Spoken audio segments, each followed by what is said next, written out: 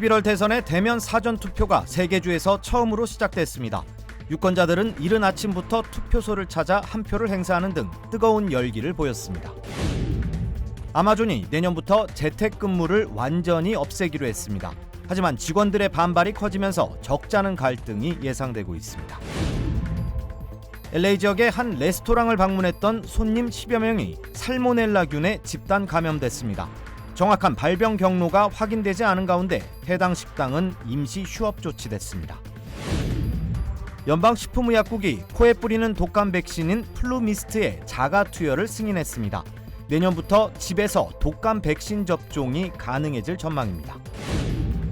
헐리우드 힐스의 빈 호화저택에 무단으로 침입한 불법 점거자들이 경찰에 체포됐습니다. 기아 터보 하이브리드는 당신이 시도하지 못한 일을 가능하게 합니다. 먼 길을 운전해 도착한 원정 경기에서 갖는 멋진 테일게이트 파티처럼 말이죠. Brisket anyone?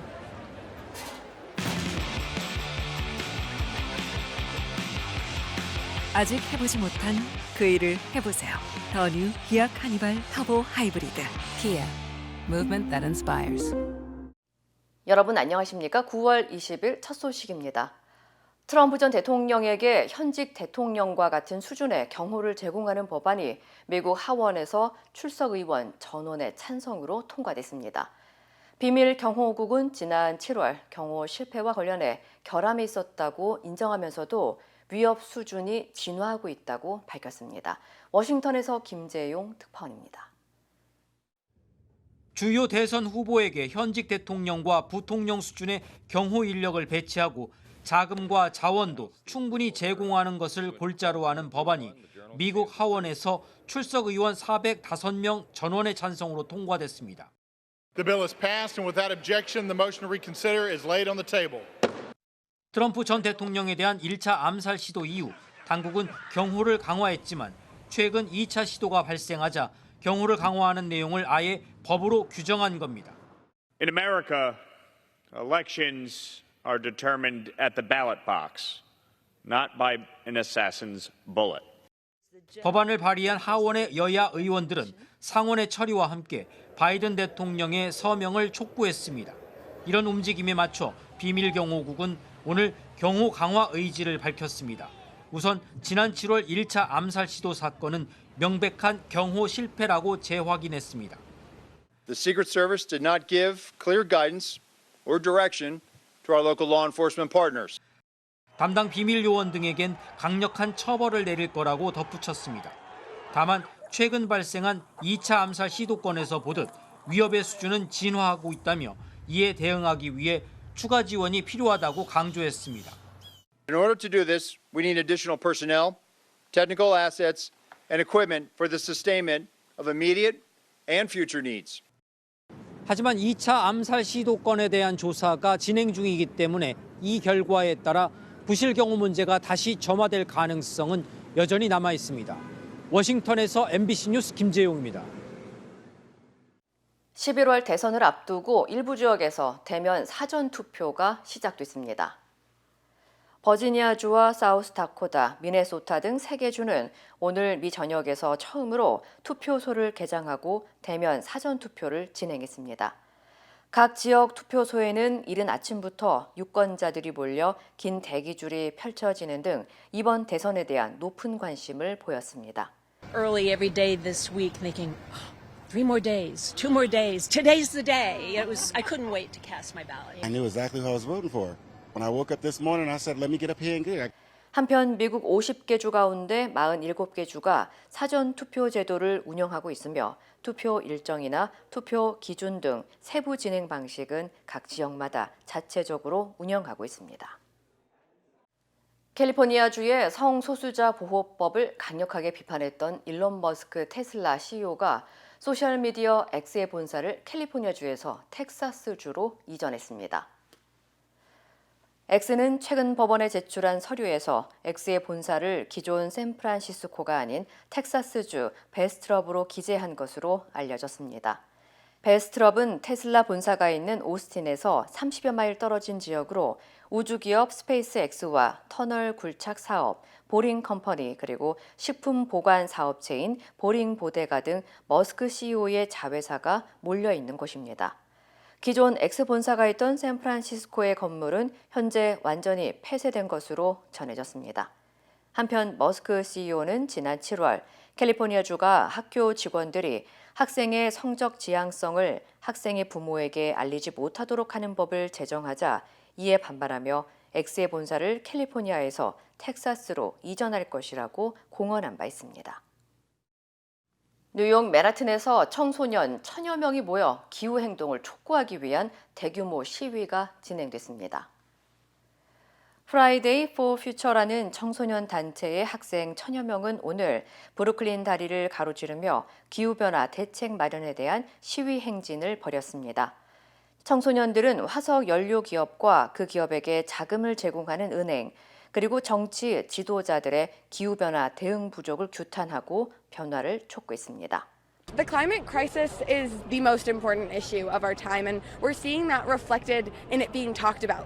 It's the number one most talked about issue right now, and that's because it's pressing. It's because we're seeing the effects now, and we have a deadline in which we have time to take action.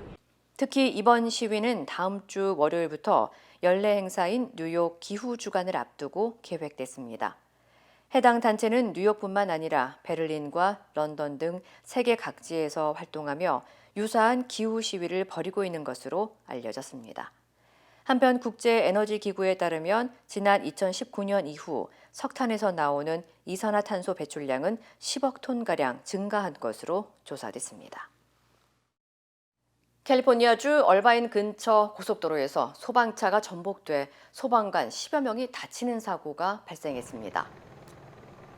캘리포니아주 고속도로 순찰대 CHP에 따르면 어제 저녁 6시 50분쯤 소방대원 8명이 탑승한 차량이 에어포트 산불 현장에서 돌아오던 중 도로 위에 떨어진 사다리 같은 장애물 때문에 급히 차선을 변경하던 앞차를 피하려다 가드레일을 들이받고 전복됐습니다.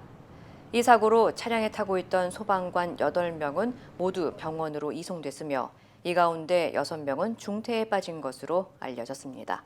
This was a very traumatic experience. It's something, you know, I've been a fire chief for 10 years, and these are the toughest things to have to deal with. And 이 사고로 인근 고속도로가 오늘 새벽까지 폐쇄됐습니다. 한편 에어포트 산불은 어제 저녁 기준 42% 진압된 상태입니다. 아마존이 팬데믹 이후 유지해왔던 재택근무를 내년부터 완전히 없애기로 했습니다. 직원들은 이제 주 5일 사무실로 출근을 해야 하는데요. 주요 빅테크 기업 중에서는 처음으로 이런 방침을 발표해 관심이 집중되고 있습니다. 하지만 재택근무에 익숙해진 직원들의 반발도 예상되면서 이런 변화가 갈등을 초래할 수 있다는 우려도 나오고 있습니다. 이효정 기자의 보도입니다. 아마존 CEO 앤디 제시가 직원들에게 보낸 사내 메시지입니다. 제시는 긴 메시지에서 고객과 비즈니스를 위해 그리고 최상의 결과를 내기 위해서는 발명하고 협업하며 서로의 문화에 잘 연결되는 것이 중요하다고 판단했다며 지난 팬데믹부터 이어오던 재택근무를 없애고 사무실 출근을 재개한다고 밝혔습니다. 그러면서 팬데믹 이전에는 직원들이 주 2회 원격 근무를 하는 것이 일반적이지 않았고 앞으로도 그렇게 될 것이라며 재택근무 종료에 쐐기를 박았습니다. 직원들은 바뀐 방침에 따라 내년 1월부터 주 5일 출근을 원칙으로 하게 됩니다. 특별한 사정이 없거나 상사로부터 예외 상황을 인정받지 않는 한 재택근무가 허용되지 않는다는 겁니다. 앞서 지난해 5월 아마존은 일주일 최소 3일 근무에 들어갔습니다. 대부분의 직원들은 일주일에 3일은 출근하고 2일은 재택근무를 해오는 이른바 하이브리드 방식의 근무를 유지해왔습니다. 아마존의 결정으로 직원들도 술렁이고 있습니다. 지난해 주 3일 출근을 도입할 때도 반발이 컸는데 이번 결정으로 다시 한번 직원들 간의 의견이 분분하고 있는 겁니다. Force me to meet my teammates daily. I'll have to maybe buy a car to travel there and plan around that. I think some of what you're seeing in Amazon is in part rooted in senior executives who, let's face it, in almost any organization, live to work, wanting to sort of determine whether or not the rest of their employees are in it to work also. 반발이 극심한 이유 중 하나는 아마존의 바뀐 출근 방침이 미국의 빅테크 기업 중 처음이기 때문입니다. 구글은 작년 4월부터 주 3일 출근 근무를 시작했고 애플과 메타도 여전히 하이브리드 근무를 이어가고 있습니다. 아마존의 결정으로 향후 미국의 다른 주요 기업들의 출근 방침에도 영향을 미칠지 관심이 쏠리고 있습니다. MBC 뉴스 이호정입니다. LA 카운티의 한 식당을 방문했던 손님 여러 명이 살모넬라균에 감염되는 일이 발생했습니다. 산타클라라 보건국은 발렌시아 지역의 멕시코 레스토랑인 마드레 옥시칸 레스토랑 앤 메즈칼레리아에서 살모넬라균 감염 사례가 발생했다고 밝혔습니다. 당국은 지난 주말부터 해당 식당에서 식사를 한 손님 10명으로부터 살모넬라균 감염 사례를 확인했으며 살균 작업이 완료될 때까지 식당이 임시 휴업 조치될 예정이라고 전했습니다. 현재 살모넬라균의 정확한 발병 경로는 확인되지 않았지만 조사 보고서에 따르면 식당의 일부 음식들이 제대로 작동하지 않은 냉장고에 보관됐거나 조개류 등이 안전하지 않은 방식으로 보관됐던 것으로 드러났습니다. 한편 발렌시아 지역을 제외한 웨스트 헐리우드와 토렌스, 컬버시티 등 다른 지점의 식당은 영향을 받지 않은 것으로 전해졌습니다. 내년부터 집에서도 독감 백신 접종이 가능해질 전망입니다. 연방식품의약국 FDA는 오늘 아스트라제네카의 비강 스프레이 독감 백신인 플루미스트의 자가 투여를 승인했다고 밝혔습니다. 앞서 FDA는 지난 2003년 의료 서비스 제공자의 관리하에 플루미스트의 사용을 승인한 바 있으며 이후 전문가 없이 집에서 자가 투여하는 것에 대한 여부를 검토해 왔습니다. 당국에 따르면 플루미스트는 내년 독감 시즌부터 제공되며 온라인 약국을 통해 가정으로 배송될 예정입니다. 다만 18살 이상 성인의 경우 누구나 플루미스트에 대한 자가 투여가 가능하지만 2살부터 17살 사이의 유아와 청소년들은 보호자로부터 백신을 접종받아야 합니다. 한편 전문가들은 플루미스트의 자가 투여가 가능해지면서 전반적인 백신 접종률도 올라갈 것으로 기대했습니다. LA 할리우드 힐즈의 고급 저택에 무단 침입해 거주하던 불법 거주자들이 경찰에 체포됐습니다. LA 경찰국에 따르면 지난 18일 머롤랜드 드라이브에 있는 주택에 무단 침입하고 낙서 등으로 건물을 훼손한 불법 거주자 10명을 퇴거시키고 이 중 1명을 체포했습니다. 해당 건물은 지난 10년 동안 비어 있었지만 2년 전부터 불법 거주자들이 드나들고 소란을 피우면서 주민들의 신고가 잇따랐습니다. 또한 집은 낙서로 뒤덮였고 불법 거주자들이 점령하면서 흉물로 변했습니다. Because every time we call, the police will come and they'll clear it out, and then within an hour or two, 5 more people are there and they're like staying the night. 이에 대해 나티알 라만 LA시 의원은 이웃과 주변 커뮤니티에 심각한 결과를 초래하는 공공안전 문제라고 지적하며 현재 경찰과 당국이 구체적인 조사를 진행 중이라고 전했습니다. 한편 시 당국의 조사 결과 해당 주택의 소유주인 존 파워스 미들턴은 수년 동안 세금을 미납한 것으로 드러났으며 지난해에도 미들턴이 소유한 또 다른 주택에서 불법 점거 문제가 발생했던 것으로 알려졌습니다. 델타 항공이 비행 중 승무원이 쏟은 커피로 화상을 입게 된 승객으로부터 소송을 당했습니다. CBS에 따르면 워싱턴주에 거주하는 체릴 마이어스는 지난해 12월 파리에서 시애틀로 향하던 델타 항공 여객기에서 승무원의 실수로 커피가 무릎으로 쏟아져 심각한 화상을 입었다면서 정신적, 육체적 피해 보상을 요구하는 소송을 제기했습니다. 특히 마이어스는 소장을 통해 당시 여러 차례 의료진의 도움을 요청했지만 항공사 측은 얼음과 진통제만 제공했으며 의사를 찾기 위한 안내 방송조차 하지 않았다면서 아무런 의료 지원을 받지 못했다고 주장했습니다. The ER doctor was shocked that the burns were that severe and that coffee that hot was served on a plane. 마이어스 측은 델타 항공에 영구적인 상처와 트라우마를 남긴 점에 대한 책임을 묻고 같은 일이 반복되지 않도록 직원들에 대한 교육 체계 개선을 요구할 계획이라고 전했습니다. 한편 델타 항공 측은 현재 소송과 관련해 공식적인 언급을 하지 않고 있습니다. 이루고 싶은 꿈이 있나요? 오늘의 도전이 PCB의 능력을 만나면 내일의 더 큰 가능성이 되니까. 오늘의 Feasibility, 내일의 Possibility. PCB Bank. 세상의 모든 성공은 작은 가능성에서 시작된다. 위대한 내일을 품은 한 뼘의 가능성. PCB Bank 크레딧 카드. PCB Bank. 힘들고 어려울 때 실력 있는 변호사가 필요하십니까? 60년 역사의 대형 로펌 KMFM 로펌의 최미수 변호사와 함께하세요. 교통사고, 민사법, 형사법, 가정법 등 풍부한 경험과 최고의 실력으로 완벽하게 도와드립니다. 최고의 보상을 책임지는 실력 있는 대형 로펌. 도움이 필요할 때 강한 힘이 되는 변호사 KMFM 로펌 최미수 변호사 213-427-2350. 지난 대선 당시 허위사실 공표 혐의로 기소된 이재명 더불어민주당 대표에게 검찰이 징역 2년을 구형했습니다. 이 대표는 검찰이 사건을 조작했고 다 사필 규정할 것이라며 법원이 정의롭게 결정할 것이라고 했습니다. 1심 판결은 오는 11월 15일에 나올 예정입니다. 윤상문 기자입니다.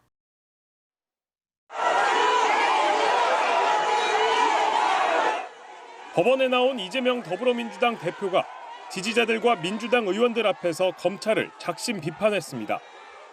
검찰이 검찰 권력을 남용해서 증거도 조작하고 사건도 조작하고 정말 안쓰러울 만큼 노력하지만 다 사필 규정할 것입니다. 검찰은 2년 전 이 대표를 재판에 넘겼습니다. 대선 후보였던 이 대표가 백현동 부지 용도 변경과 관련해 국토교통부 협박이 있었다고 거짓말을 했다는 게 검찰 판단입니다. 또 대장동 수사를 받다 숨진 김문기 성남도시개발공사 처장과 골프와 낚시를 했는데도 몰랐던 사람이라고 말했다는 겁니다.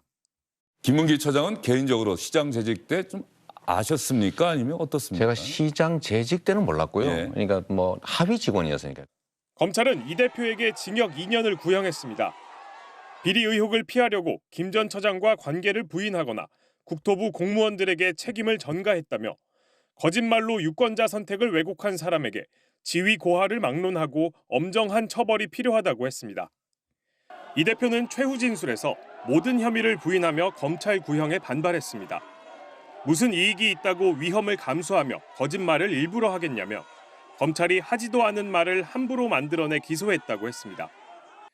김 전 처장은 사후적으로 알았을 뿐 성남시장 당시 기억하지 못했고 백현동 발언의 경우 실제 국토부가 여러 차례 공문을 보내 압박을 느꼈다는 입장입니다. 1심 판결은 오는 11월 15일 나옵니다. 100만 원 이상 벌금형이 확정되면 이 대표는 의원직을 잃고 다음 대선에 출마할 수 없습니다. 민주당도 보전받은 대선 비용 434억 원을 반환해야 합니다. 하지만 무죄가 나오면 민주당이 주장해온 야당 죽이기 검찰 수사가 설득력을 얻으면서 이 대표의 정치 행보도 힘을 받을 것으로 보입니다. 이 대표는 대장동 특혜 의혹 등 3개 재판을 더 받고 있는데 이 가운데 위증교사 혐의 재판도 이달 30일에 마무리돼 1심 선고가 잇따라 나올 것으로 보입니다. MBC 뉴스 윤상문입니다. 원전 수주 확정을 장담하며 체코 순방에 나섰던 윤석열 대통령이 원전을 비롯한 다양한 분야에서 체코와의 협력을 강화했다고 자평했습니다. 그런데 원전 수주에서 미국 기업과의 지식재산권 분쟁을 놓고 양국 정상이 미묘한 입장차를 보이고 있어서 최종 계약 성사까지는 안심할 수는 없어 보입니다. 체코 현지에서 홍익표 기자입니다.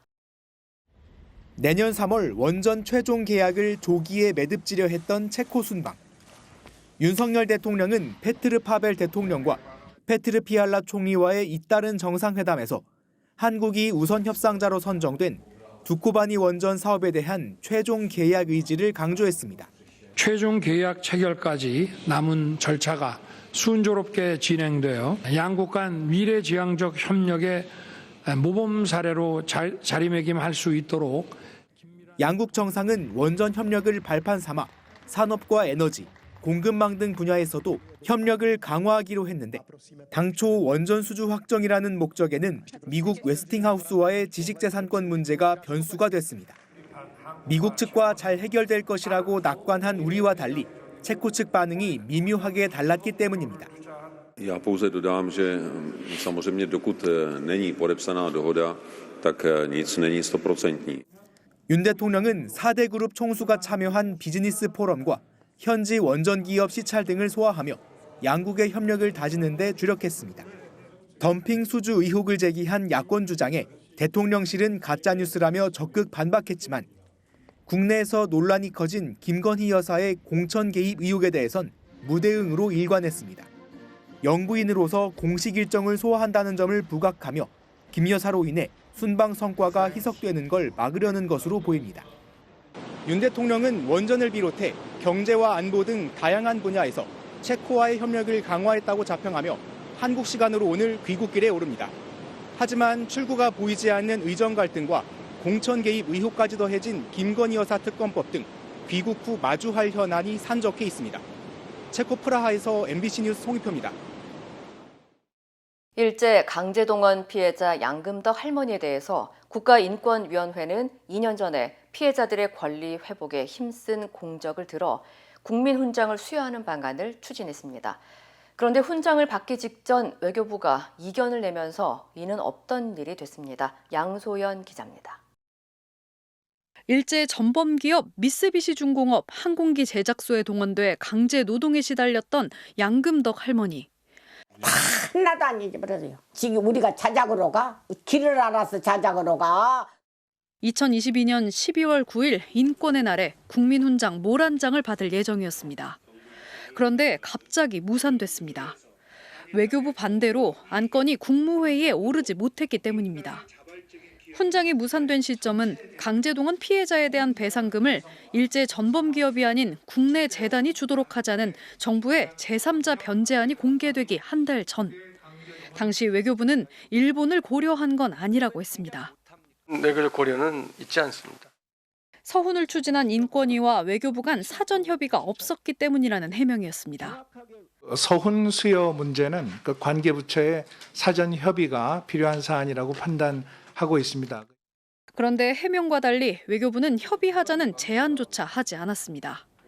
심지어 훈장과 관련해 협의하자는 인권위의 4차례 요청도 무시하다시피 했습니다. 모란장 수여가 무산된 사실을 알게 된 2022년 12월 5일 인권위는 무엇을 협의해야 하냐고 공문을 보냈습니다. 11일 뒤 외교부는 향후 다시 모란장 수여가 추진되면 진지하게 검토하겠다는 동문서답을 내놨습니다. 해가 바뀐 2023년 1월 초 인권위가 재차 협조 공문을 보냈지만 이번엔 아예 답하지도 않았습니다. 그해 5월 2일 관계부처 회의와 10월 24일 인권위 사무총장과 외교부 담당자 면담 때도 외교부는 명확한 답변을 하지 않았습니다. 강제동원 피해자 양금덕 할머니만이 아니라 모든 피해자들 그리고 국민마저도 상처를 입은 사안입니다. 재빨리 수훈 절차 재개해야 합니다.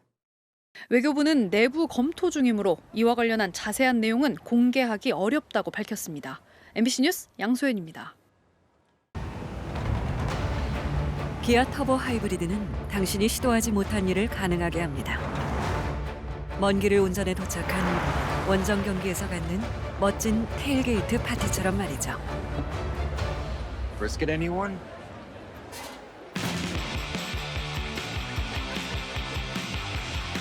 아직 해보지 못한 그 일을 해보세요.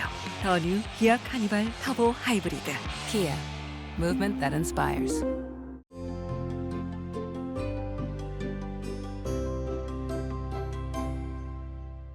네, 은퇴를 준비하는 분에게 필요한 것은 노년을 살아가는 데 필요한 생활비이고 또한 몸이 불편한 상황이 생겨 누군가의 도움이 필요하게 될 때 발생될 수 있는 간병비일 것입니다.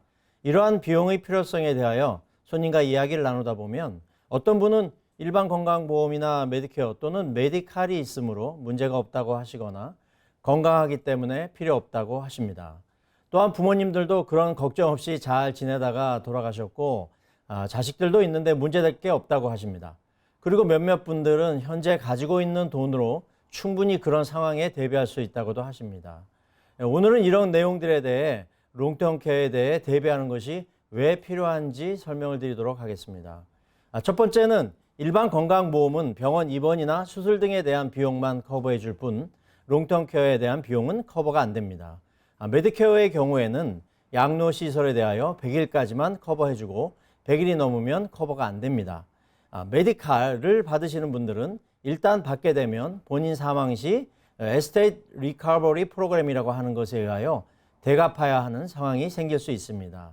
이는 주 정부의 의료 및 장기 요양 치료에 대한 재산 회수 프로그램으로 집이나 토지, 은행 계좌, 주식 및 채권 개인 재산 등이 해당됩니다.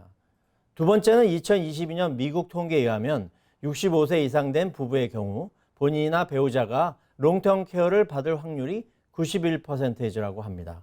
또한 평소에 건강한 분들이 만성 질환을 계속 받고 있던 사람보다 롱텀 케어를 받게 될 확률이 더 높다는 통계도 나와 있으므로 현재 건강하다고 안심하실 일은 아닐 것입니다. 세 번째는 본인 세대가 롱텀 케어를 받지 않았던 것은 의료 기술이 부족과 평균 수명이 짧았기 때문입니다. 지금은 65세 이상의 부부 중에 한 명이 92.5세 이상 살 확률은 무려 50%라고 합니다.